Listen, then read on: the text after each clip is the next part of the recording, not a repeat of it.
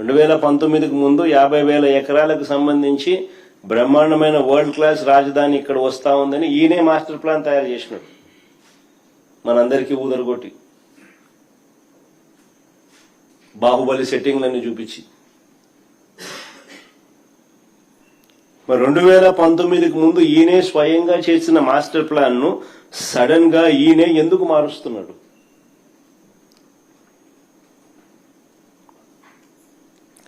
అప్పుడు ఇదే 50,000 ఎకరాల్లోనే బ్రహ్మాండమైన బెస్ట్ క్యాపిటల్ అని చెప్పి ఊదరగొట్టిన ఇదే వ్యక్తి ఈరోజు ఎందుకు మున్సిపాలిటీగా మిగిలిపోతుందని చెప్పి ఎందుకు అంటున్నాడు?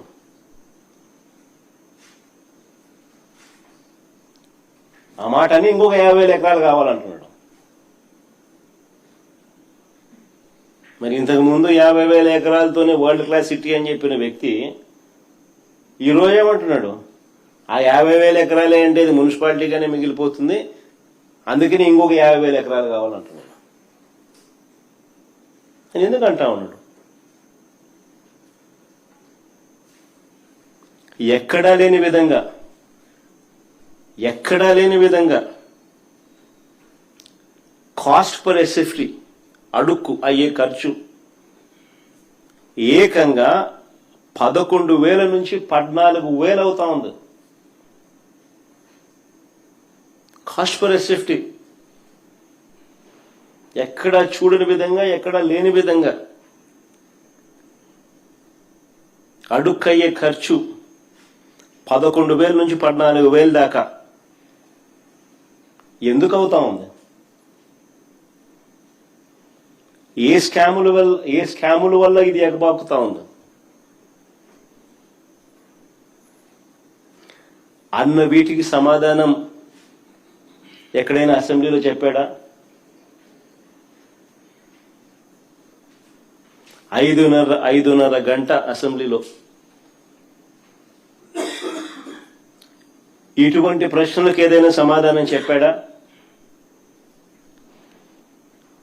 ఆ 5:30 గంటల సమావేశం కేవలం జగన్ను, వైఎస్ఆర్ కాంగ్రెస్ పార్టీని దుమ్మెత్తిపోయడానికి, బూతులు తిట్టడానికి మాత్రమే వాడుకున్నారు. రాజధాని పేరిట పట్టపగలు తాను చేస్తా ఉన్న దోపిడీ నుంచి ప్రజలను డైవర్ట్ చేసేందుకు ఈ డ్రామాకు తెరలేపాడు.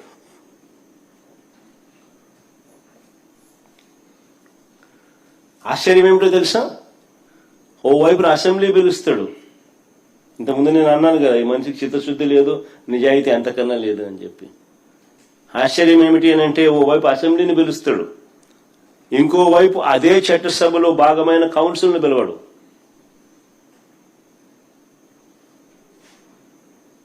ఇంకోవైపు అదే చట్టసభలో భాగమైన కౌన్సిల్ని పిలవడు. ఎందుకు?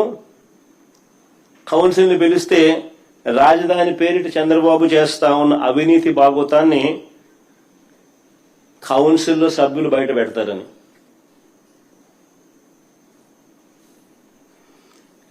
ఈయన బండారాన్ని అంతా కూడా వాళ్ళు కడిగి పాడేస్తారని.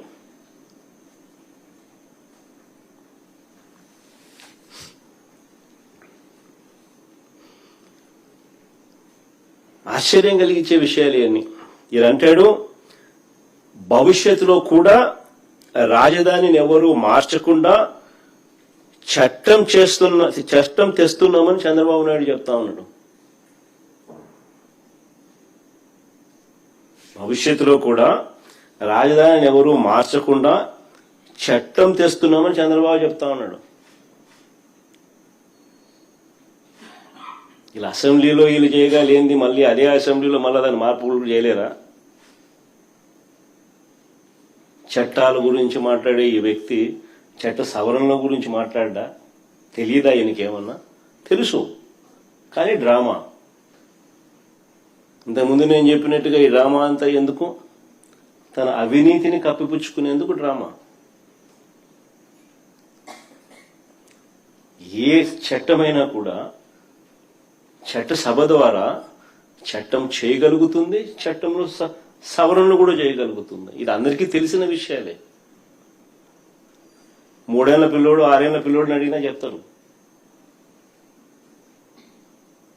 కానీ చంద్రబాబు నాయుడు ఏదో కొత్తగా ప్రజలకు తెలియనట్టుగా, దాన్ని పక్కదోవ పట్టించేట్టుగా, దాన్ని ఏదో విప్లవాత్మకంగా తీసుకొని వస్తానట్టుగా ఓ బిల్డప్, దానికి ఒక కథ, ఎందుకు అదంతా చేస్తా ఉన్నాడంటే తన అవినీతి నుంచి టాపిక్ డైవర్ట్ చేసింది. నేను సూటిగా చంద్రబాబుని అడుగుతా ఉన్నాను, 2014 నుంచి ఇప్పటి వరకు 12 ఏళ్ల కాలంగా, 2014 నుంచి ఇప్పటి వరకు, అంటే దాదాపు ఆయన 5 ఏళ్ళు, మళ్ళీ మధ్యలో మా 5 ఏళ్ళు, మళ్ళా ఇప్పుడు 2 ఏళ్ళు, దాదాపుగా 12 ఏళ్ళు కాలంలో మనస్ఫూర్తిగా చంద్రబాబు నాయుడు అడుగుతాను, నువ్వు ఈ ప్రాంతంలో ఉన్నావా అని అడుగుతా ఉన్నా. మనస్ఫూర్తిగా ఇక్కడ కాపురం పెట్టావా అని అడుగుతా ఉన్నా. ఇప్పటికీ కూడా మీ కుటుంబాలన్నీ ఎక్కడున్నాయని అడుగుతా ఉన్నా.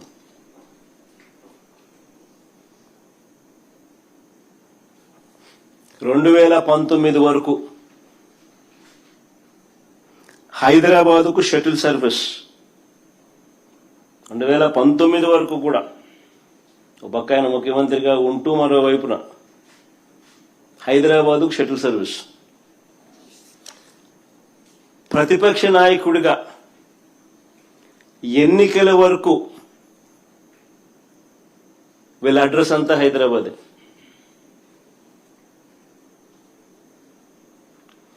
ఇప్పుడు కూడా వారానికి 2 రోజులు, వారానికి 5 రోజులే ఇక్కడ.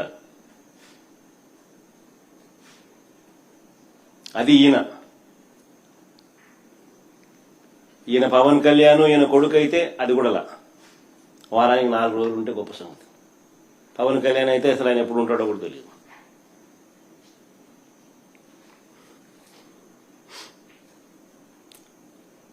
ప్రత్యేకంగా ఒక్కొక్కరికి ఒక్కొక్క విమానం, షటిల్ సర్వీస్, ఇవన్నీ వాస్తవాలు నేను చెప్పేటివి. ఏదైనా కానీ దుమ్మెత్తిపోయాలా అసెంబ్లీ అన్నది, అసెంబ్లీలో దుమ్మెత్తిపోయాలి అని ఒక ఆరాటంతో మమ్మల్ని తిడతారు తప్ప, మేము అడిగే ప్రతి ప్రశ్న వాస్తవంగా లోతైన ప్రశ్నలు, ప్రతి ఒక్కరూ ఆలోచన చేయదగ్గ ప్రశ్నలు. ఫేర్గా నిజంగా ఈ సబ్జెక్ట్ మీద మాట్లాడదాం, ఫేర్గా ఈ సబ్జెక్ట్ను ప్రస్తావిద్దాం. వైఎస్ఆర్సీపీ ఈ ప్రాంతానికే కాదు, రాష్ట్రంలో ఏ ప్రాంతానికి అప్పుడు, ఇప్పుడు, ఎప్పుడు వ్యతిరేకం కాదు అనే విషయం స్పష్టంగా మరొకసారి చెప్తా ఉన్నా.